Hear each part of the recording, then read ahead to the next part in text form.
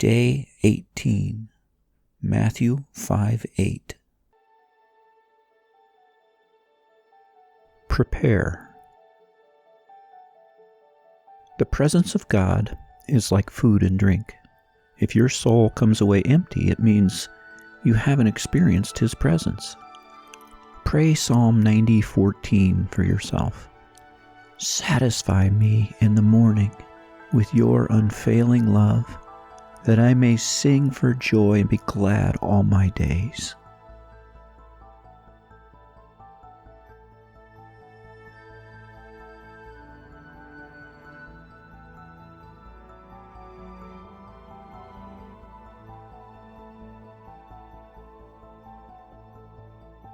Your deepest desire.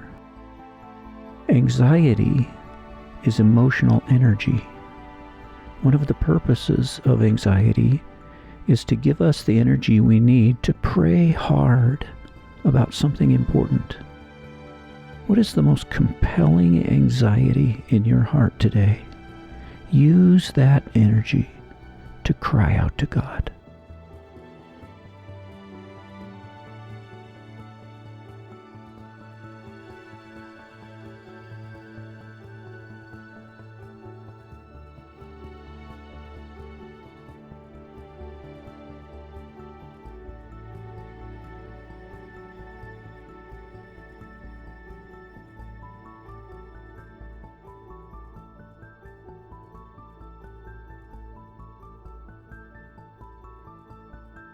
Matthew 5:8. Blessed are the pure in heart, for they will see God.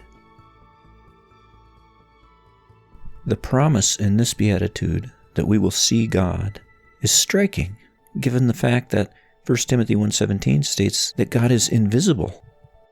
He can't be seen physically. So what other kind of seeing is there? Sometimes the word see is a metaphor for experiencing something.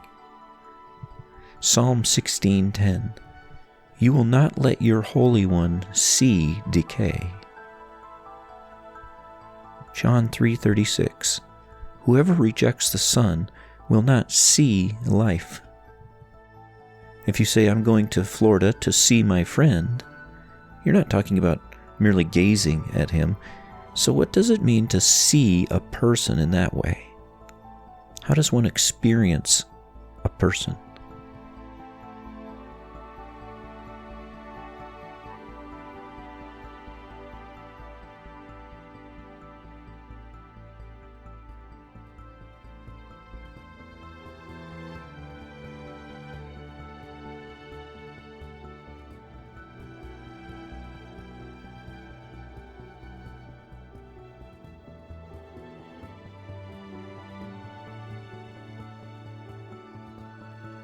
Ask God to enable you to see Him in that way right now.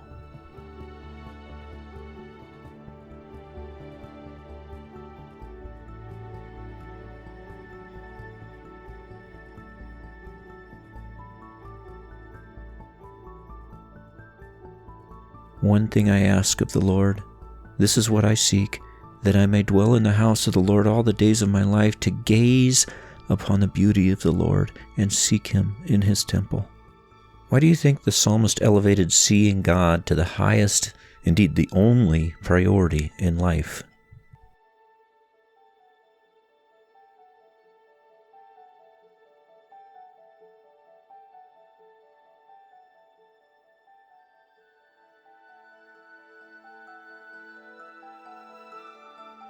Given your thoughts so far about seeing God, how do these verses contribute to your understanding?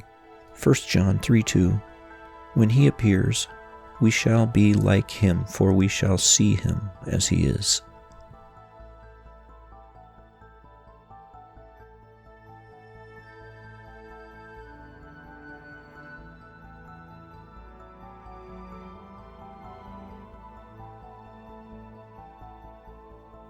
Second Corinthians 3:18, and we, who with unveiled faces all behold the Lord's glory, are being transformed into His likeness with an ever-increasing glory.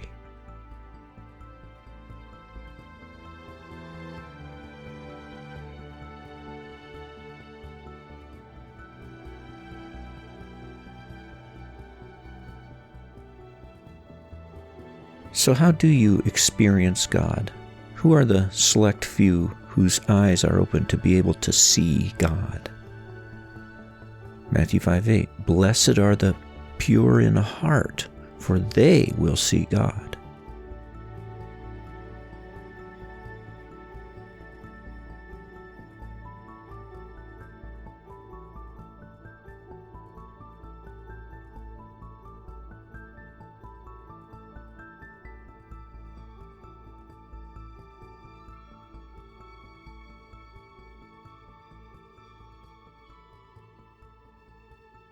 A pure heart is a heart of undivided loyalty to God. It does not look to God and other things for satisfaction of appetites. It looks to God alone. And it does not fear God and other things. It fears God alone. Those are two examples, desire and fear. What other aspects of your soul belong to God alone, but you're tempted to give them to other loves? Be specific.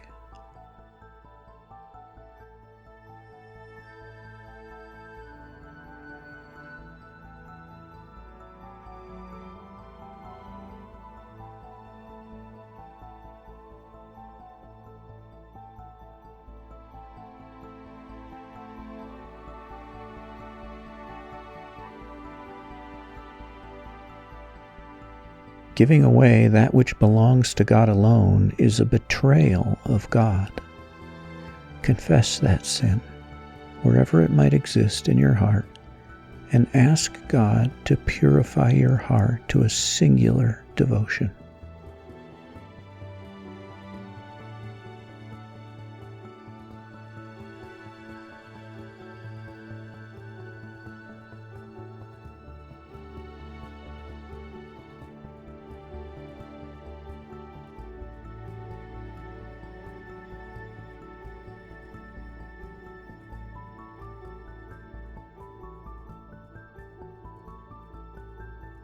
What is your reaction to the statement, "It is not sinful actions that soil the heart, it is unfaithfulness to God"?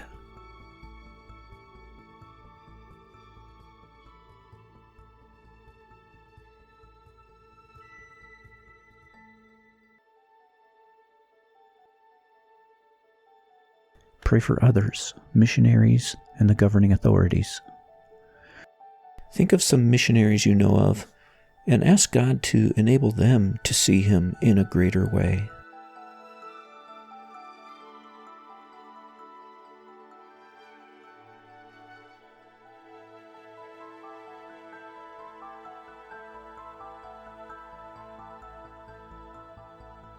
Pray the same for anyone else God has laid on your heart.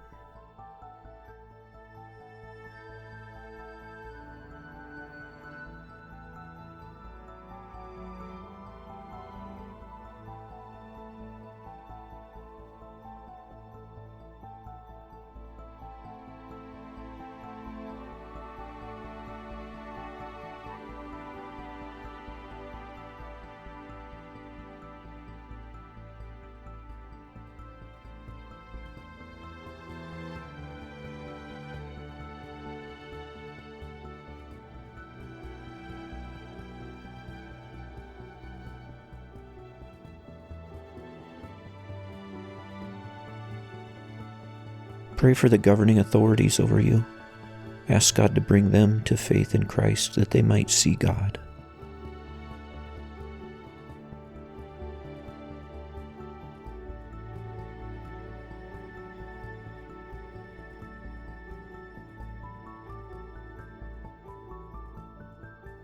Thanksgiving. Rejoice in the Lord over the experiences of God He has granted in your life, and for the opportunity to see Him even more.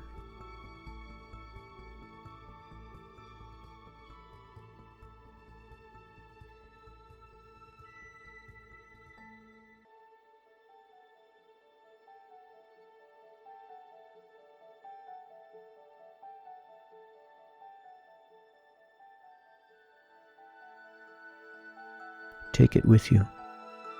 What is one attribute of God that you would like to see, personally experience in a relational way throughout your day today?